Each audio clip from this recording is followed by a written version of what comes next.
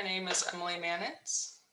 I'm Asa Vries. We're the City Slickers, and our project is the Resource Ride. So just to quickly introduce our team, we're all members of Blue Lab India Project, and together we represent LSA, the College of Engineering, and the College of Pharmacy. So imagine that there's something you really need or want at the top of a very high shelf, like a cookie jar. Imagine the frustration you would feel that you can see what you want, but it's just out of your reach. This is what people in rural areas can feel like when they know there are resources just out of their grasp. The vast spanning physical distances between residents in rural communities and resources that their county provides, typically centered in more urban downtowns, can leave these residents feeling left behind. Here in Washtenaw County, those living out west, as shown in this map here, and townships such as Manchester, might view Ann Arbor, for example, as a whole nother world. So how do we know that rural areas are facing problems when it comes to accessing resources? The Opportunity Index, shown on this map, demonstrates that disparity. The oranges and reds indicate a lack of general opportunity, while blue signals the opposite. You can clearly see rural townships to the west, north, and southeast experiencing much less opportunity than, say, urban Ann Arbor, swathed in blue. Other statistics indicative of the disparity are a difference in commute time, with commuters experiencing roughly 25 to 30-minute trips in rural townships versus only 10 to 20-minute trips in Ann Arbor. Life expectancy can also vary drastically from an average of about 78 years in Milan to 86 years in Ann Arbor. Childhood obesity rates in western rural townships average around 25 to 30%, while they are lower than 20% in Ann Arbor. What this lack of accessibility to resources in rural areas really boils down to is proximity and mobility. In urban areas, people have high proximity to a wide range of resources all close by. However, the dense downtowns present mobility issues, and people may find it difficult to move around.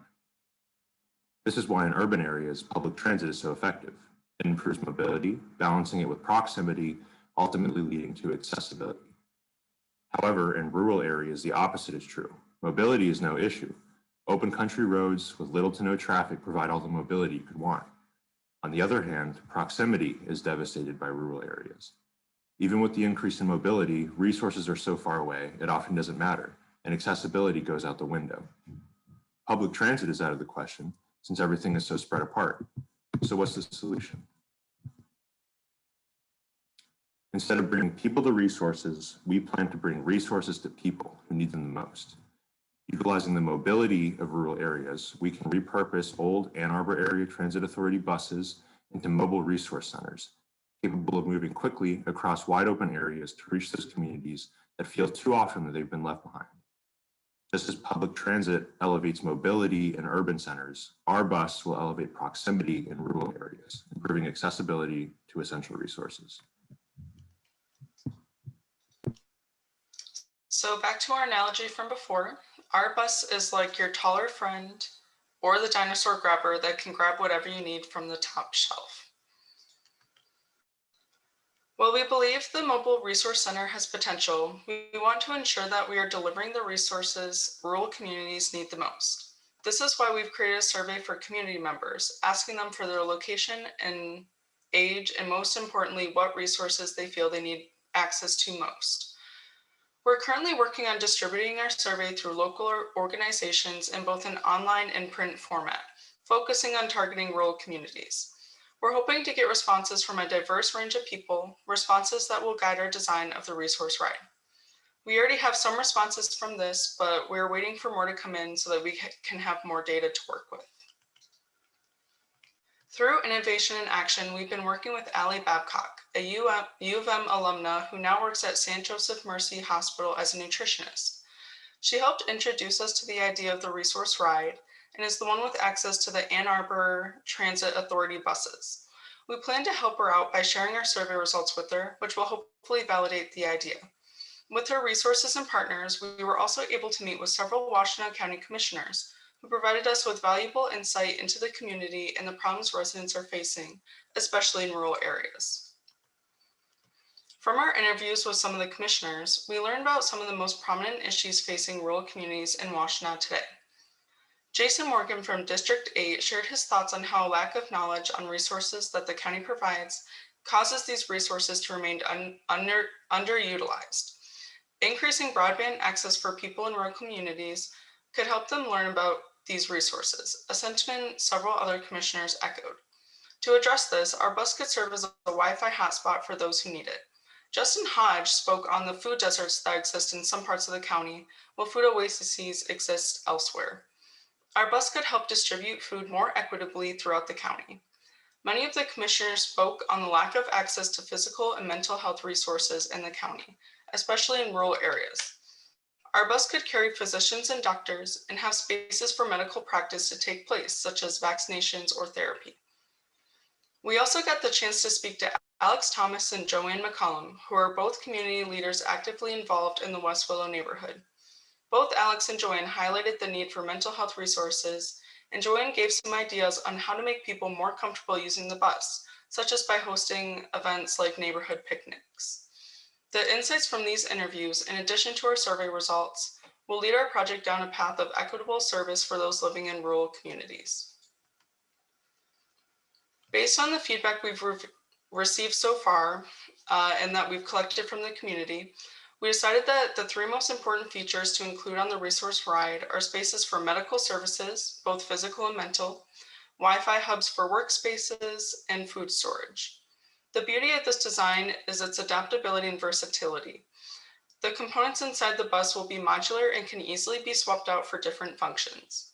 While we're focusing on these three services shown in the diagram for now, we could easily incorporate other resources after hearing more response from the community. Unlike resource providers that already exist in the county, such as free clinics, food banks, and Wi-Fi hotspots and libraries, the bus is able to offer a range of resources that community members could utilize in addition to being mobile. Our bus can satisfy more than one need without people having to travel far to access them. So for our next steps, we would like to conduct in-person interviews with community members, determine area-specific models for distribution, and of course, refine our bus design. Thank you for watching and listening to our presentation. We can now take any questions.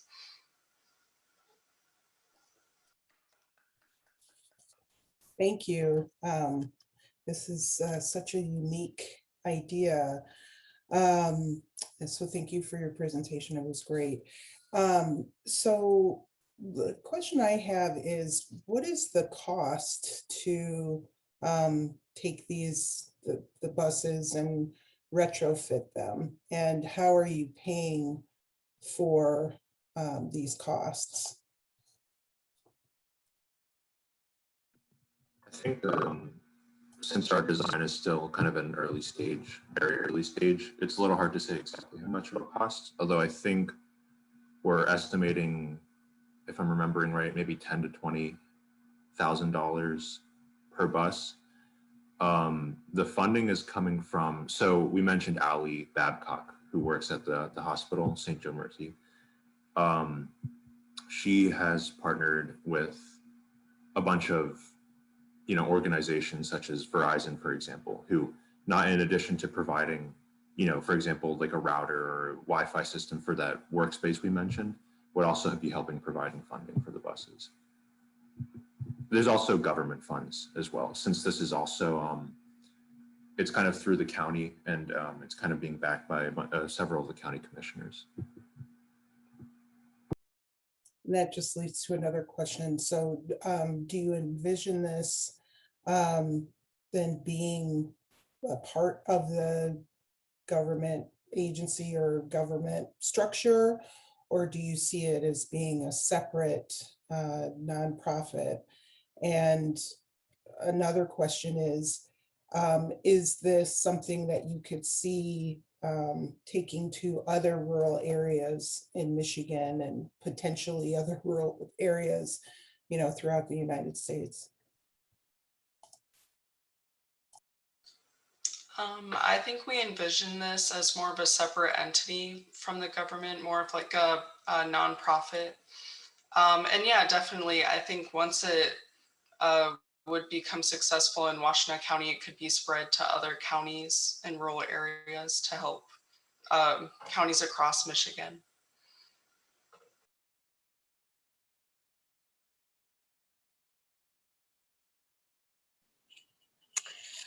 Thanks for your presentation. This is a topic near and dear to my heart, and obviously rural transportation is very challenging. A lot of the time, you mentioned it a little bit in your presentation, but I want to be clear about how you defined mobility. So in rural areas, there's a lot of space and there can be a lot of roads and not a lot of congestion, but there not necessarily is a lot of options for people to get around. And I think that that's the problem that you are trying to address. And so oftentimes the reason why urban centers have more resources is because they're more dense, and it's the density is the core issue. And so I'm curious, so this is a bus and it could be, transporting from place to place, but you'll also have limited resources and limited capacity to move the bus around. So how do you envision distributing resources when people are very spread out in more rural areas? Yeah, so first of all, we'll have more than one bus. Sorry if that wasn't clear. I think we'll have normally at least 2 at a time based on kind of how many buses we can get from the Ann Arbor Area Transit Authority at a time.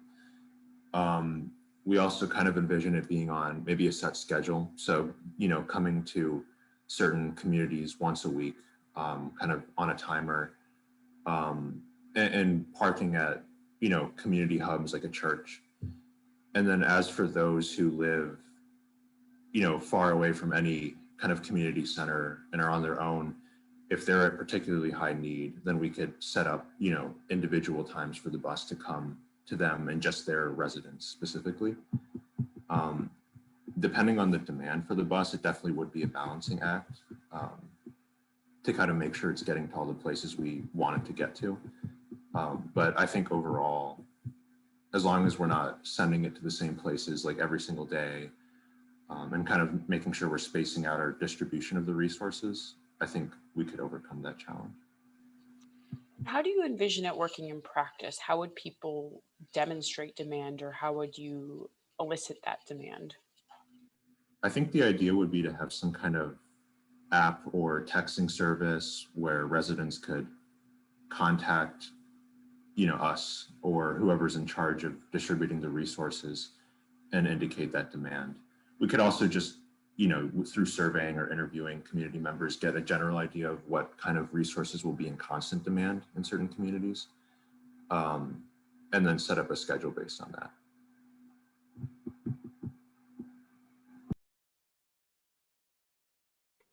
Okay, thank you. Can you talk a little bit more about your team? Who's on your team?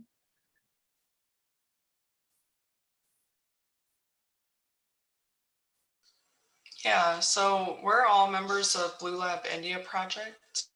Some of our team members are here today, actually. I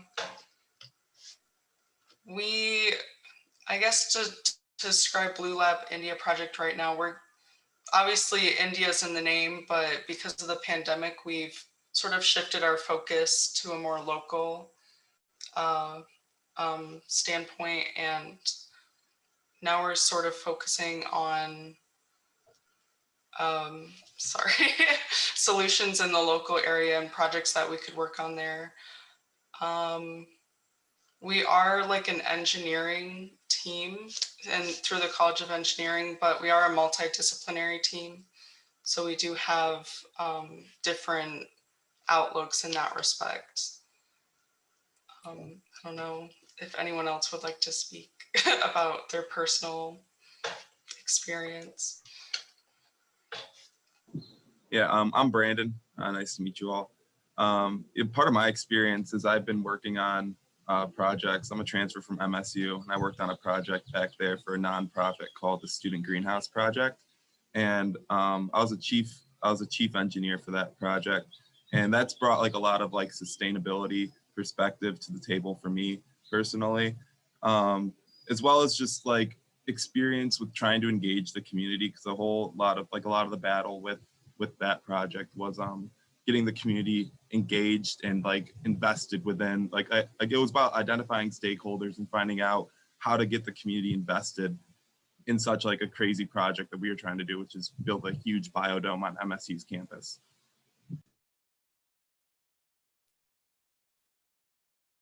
Thank you, Brandon.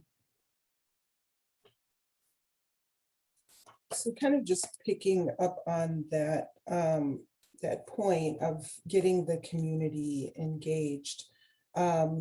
You said that you've created a community stakeholder survey, but you intend to move forward and interview more community members soon? Is that the next step? Yeah, so our survey, you know, we've had mixed results with the survey. To be honest, it's hard to get people to fill it out. And so we have gotten quite a few responses, but to kind of get a wider perspective, we also want to continue interviewing people just so we have both the surveys and the interviews. And really what those are for at this stage are to just gauge interest in certain resources, not so much as like all those other details we were talking about. That's kind of going to be at a later stage. And, you know, we're sure we're going to have to do more interviews and surveying in the future. But it has been a challenge just reaching people, is that it? Okay. Especially it's the pandemic. We can't really go out in person and Yeah. in person. It's definitely a challenge, this virtual environment. Yeah, we did try to contact like different food banks around rural areas, and we were able to get in contact with one called Faith in Action in Chelsea, who agreed to distribute QR codes for the survey and packages that they send out to different households like that need food or anything. They also put up like a QR code in their like grocery shopping clothing area for people who with that kind of need. Great, thank you.